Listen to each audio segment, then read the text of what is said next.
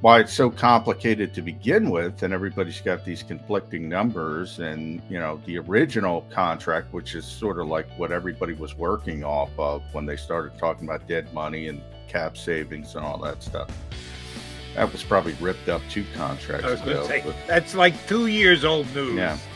um so but it's hard to get these numbers public, especially when they're um,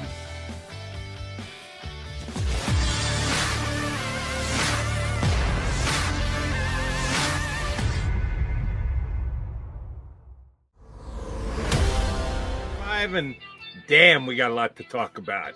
Jody McDonald, John McMullen here to hang with you. Johnny Mac heading down to AC to take part in the JAKIB Media produced get together tonight, but he's still with us, even though. Wait a minute. Are you, aren't you at Oceans? It looks like you're at Oceans, but you're telling me you're not at Oceans. I'm at as far as I'm right in front of Oceans on the beach side. You're on the other side, so Yeah, no, I it's am not funny at how Ocean. and one of ours has plenty of sunlight, the other one not so much. It all Yeah. depends on the camera angle, I Well, guess. it's early, so you got to see where's the sun in the sky and all that kind of stuff.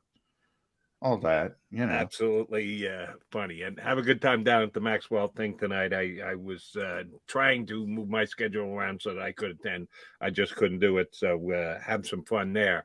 But well before you get to the Maxwell Club award dinner tonight, we need to discuss what's gone down with the Eagles in the last 24 hours. I thought for sure after you and I wrapped up the show yesterday, well, we'll talk even that much more extensively about Howie Roseman's contract extension, and you and I exchanged several texts. I'm sorry, the way that they describe it with the number of years and what's the 2025 through 2012, it all gets very confusing and I think almost disingenuous. But I'm probably nitpicking there. And I thought that would be the main focus of today's show. Oh, then Fletcher Cox hit. And I'm going to tap into your expertise here, McMullen, because I have a pretty good grasp of the way the salary cap works, but I am by no stretch of the imagination a capologist, and some of the things go over my head and or escape me. And I just can't wrap my head around why what's transpired in the last, it's not even 12 hours, it's like 18 hours, somewhere thereabouts, that Fletcher Cox was released, but now it's being reported it very much looks like he's going to come back. Will the contract be guaranteed? Won't the contract be guaranteed? How much of dead cap hit has been pushed into the future? Fletcher Cox was gone, but now he's back, and I don't understand. Mr. McMullen, give your best explanation.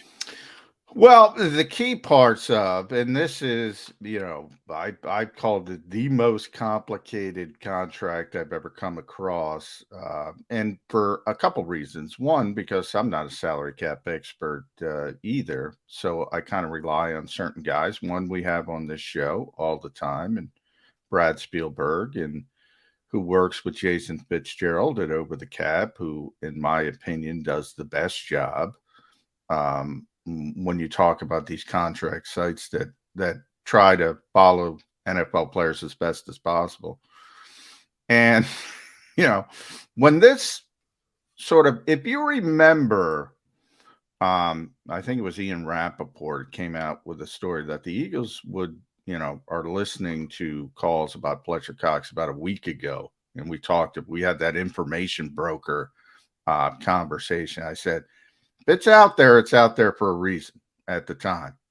There's smoke to that fire that the Eagles need to do something with Fletcher Cox. So, you throw it out there that he's available, blah, blah, blah. Todd Prance, his agent, tries to do his job and get people interested, see what happens. Thursday was a crux because Fletcher was guaranteed. Everything's about deadlines in this league. Everything's. And the Eagles would have had to guarantee $18 million to Fletcher Cox yesterday. Didn't want to do it. Hoping to restructure again. They've restructured so many times. That's why it's so complicated to begin with, and everybody's got these conflicting numbers. And the original contract, which is sort of like what everybody was working off of when they started talking about dead money and cap savings and all that stuff, that was probably ripped up 2 I contracts was going to ago. say But that's like 2 years old news. yeah. So, but it's hard to get these numbers public, especially when they're not the original filing of the contract. They're amendments to the contract. So it's really difficult for those guys to track that kind of stuff down. So, the deadline caused the action.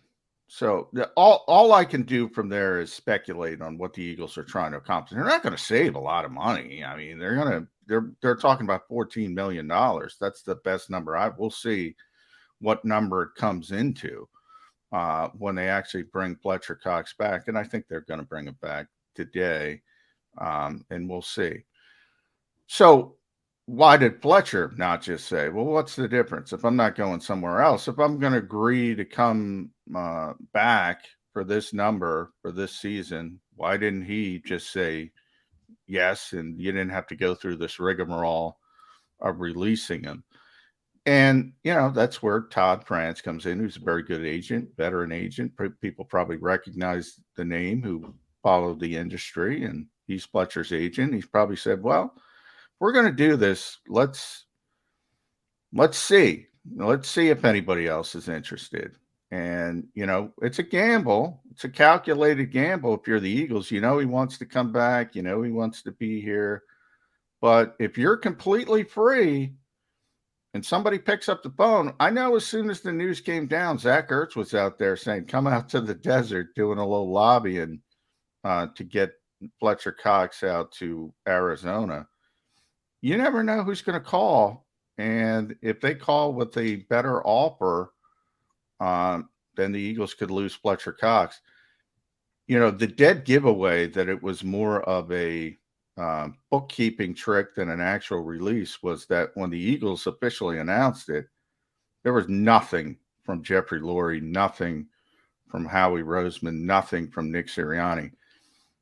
And this is one of the all-time great players, for people who don't realize. This is one of the all-time great players in franchise history. If the Eagles were really releasing Fletcher Cox, you would have gotten the whole, as I call it, full Monty. When they release players like that, go back to even a Brent Selleck type. Lurie chimes in, they get a quote. They get a quote from Roseman. They get a quote from the head coach. He would have got that full treatment. He didn't get any of that because the Eagles were working to bring him back immediately. And, that's where we are right now. And why things, but as always, and you're seeing it with Deshaun Watson, who's down to Atlanta and New Orleans. My best guess there is they need a few more days to trade Matt Ryan, and he's going to Atlanta. But everything, because Matt Ryan had this deadline of Thursday as well for a certain amount of money, and they were able to push it back, and they're working on obviously moving him to create space for Watson, yada, yada, yada. And this is what good agents do, Jody. Every player, not every player, because there's bad agents, but every good player, you got to make a decision early in the league year. Agents put that in there for a reason. Right. That's why Fletcher, because then the Eagles have to declare their intentions at the very worst. Maybe they have to release him. Maybe they have to trade him. But from the player's perspective, and obviously as an agent, that's who you're concerned with, you have that certainty, and you have it early enough in the free agency process to where if you are put on the street, you can find some other place to obviously, and there's still money. If it's later, if it's May, everybody's budgeted. There's not as much money. You don't have a chance to get as big a contract. So that's why they put these triggers early in the league year. Todd France put this trigger in. They couldn't agree to a rework deal by the time the trigger was due. So they had to go through the mechanics of releasing him. And then it looks like they're going to be able to get him back. But when you do release a player, there is at least a chance that again, the phone rings and you might get screwed, but it looks like the Eagles are going to get through this. And a key element to it is the fact that with the release, they designated him as a post June 1st release guy. So that means the dead money cap hit that they are going to take for releasing Fletcher Cox is spread out over 2 years rather than 1 year. So that I get, that I understand. That's why they did it. Certainly, as you pointed out, they were up against the deadline of guaranteed money. So here's the question I have for you. And like I said, there's been several reports.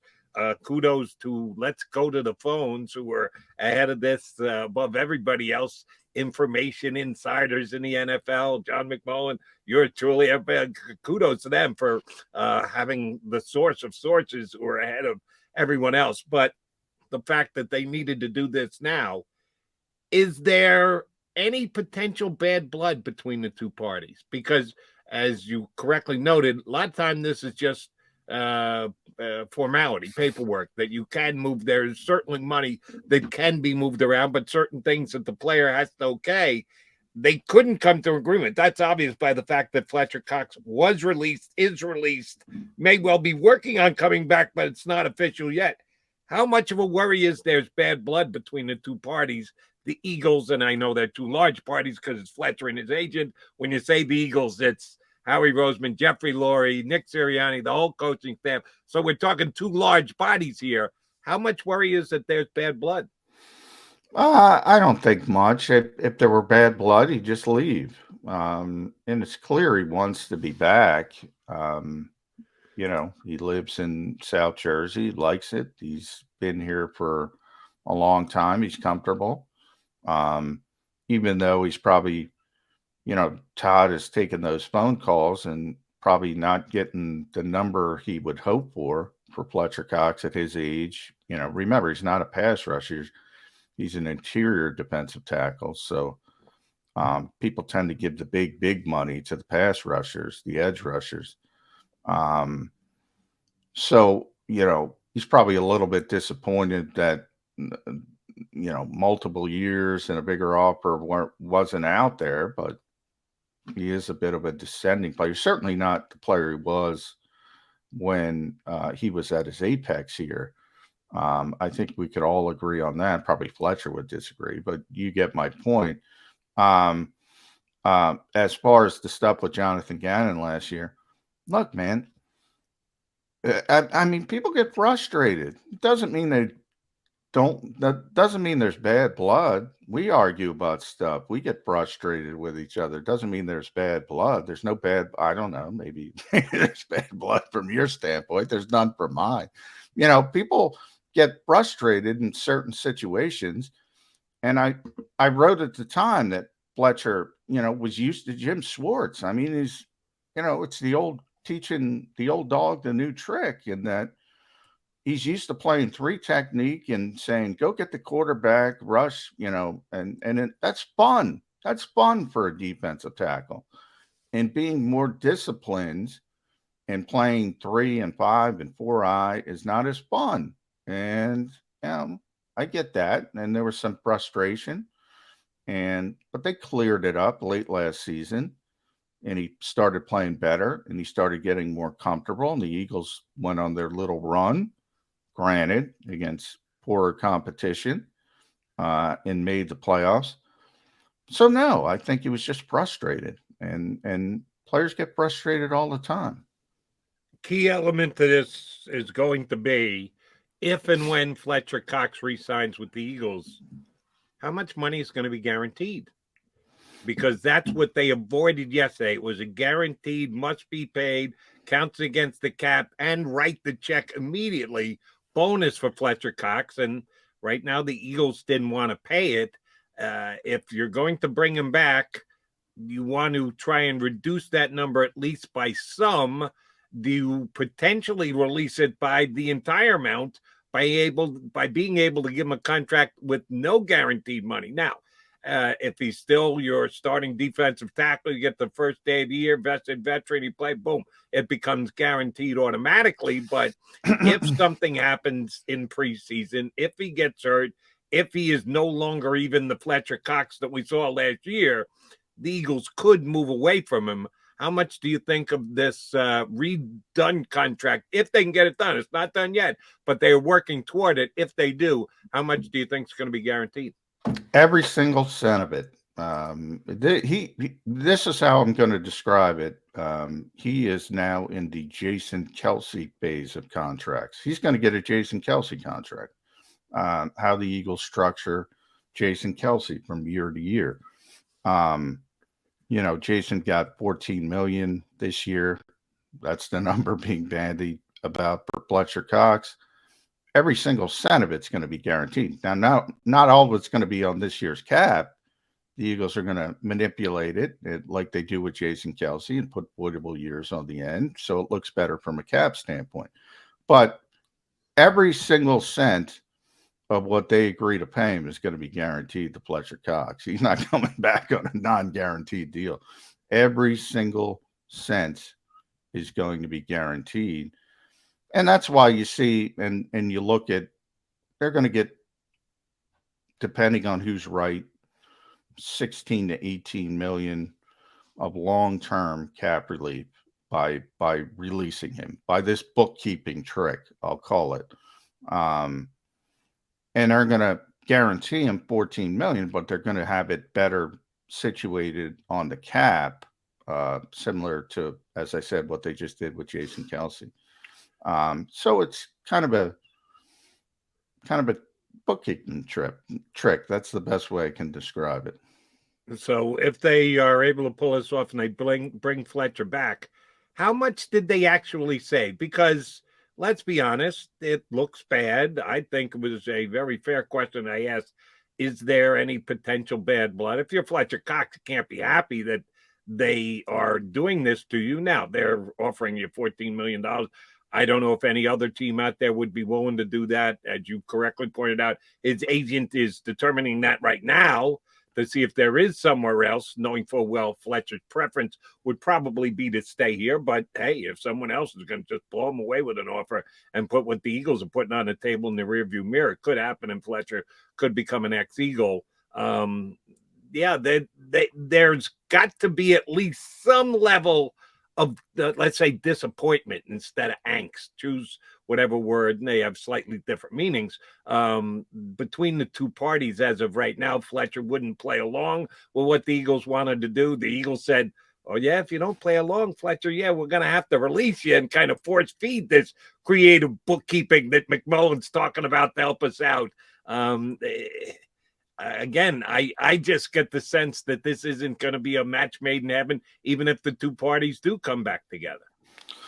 Well, it's just the cold hard reality of the NFL. Yeah, is that what you're telling me? It's the business of football, as they say. He kind of realized, if there's one guy, who, because he had been restructured so many times, and we always talk about those paper numbers on contracts, like Christian Kirk's, Devontae Adams now getting the largest contract, non-quarterback contract in NFL history. The key number is the fully guaranteed number. No, rarely do players see all that money, as you know, Jody, unless you manipulate it and stay healthy and, Kirk Cousins it, and you're a business Hall of Famer. Health is a big part of that. So, the funny money is different than the real money. He was never going to see a lot of that, and he knew that. And Todd France, I'm sure, explained that to him. So it becomes down to the real money. He was guaranteed, again, somewhere 16, 17, 18, depending on who's right and who's wrong, yesterday. If he gets back 14, it's not much. It's not much. It's a little bit of a haircut. Where it helps is from the salary cap standpoint of the Eagles, and then we have to see the structure. I assume, as I said, it's going to be very similar to the structure of Jason Kelsey's contract. And then the cap relief is going to be significant. So again, this is the gold star for Jake Rosenberg. If they could pull it off, this is this is what somebody like Jake Rosenberg is really good at, and a lot of people don't know him, but he's the Eagles' sort of salary cap guy with Howie Roseman, and it looks like they're going to be able to pull it off and get some cap relief. If something starts to percolate with another team and Fletcher Cox ends up elsewhere, did the Eagles cut off their nose to spite their face? Yeah, Well, they wanted to save this cap money, and it looks like they're going to be able to save some. Not a big, if they're offering him 14 million and a number with 16, we're only talking about $1 million here, $1 million there. But they did have to go to risk of Fletcher Cox just walking away, not trading Fletcher Cox. And I think well, they both you and couldn't I trade agree him. they tried. Yeah, they couldn't trade him. There's always calculated gamble. If you let somebody be completely free, like I said, somebody could call up Todd France right now, could be on the phone and say, you know what, we're going to give Fletcher 2 years and we're going to guarantee $20 million and he's out the door. So it's a calculated gamble from the Eagles' perspective. And, that's where you got to have your finger on the pulse of the NFL. And clearly he'd like to come back. Clearly he likes the area. He's gotten comfortable, and it looks like it's going to work out for him. And if it does, you got to give the gold star to Jake Rosenberg, as I said. One of the residual effects is, and I think it plays either way, more so if Fletcher decides to go elsewhere. But even with Fletcher coming back and playing for the Eagles again, defensive tackle becomes a position that the Eagles are going to look to. Might be a need even with Fletcher back. That's what I just said. Whether he comes back or not, more so if he goes elsewhere, because then the need becomes immediate. But either way, defensive tackle might be a position we need to take a deeper dive on as to what the Eagles may be looking to add and or potentially have down the road. All right, down the road for us, as in 2.5 minutes from now, we're going to punch up our first guest, one of our favorites. He's covered the Eagles for years. He still does it part-time, but he's always good to hop aboard with us when we ask. Les Bowens up next here on Birds 365.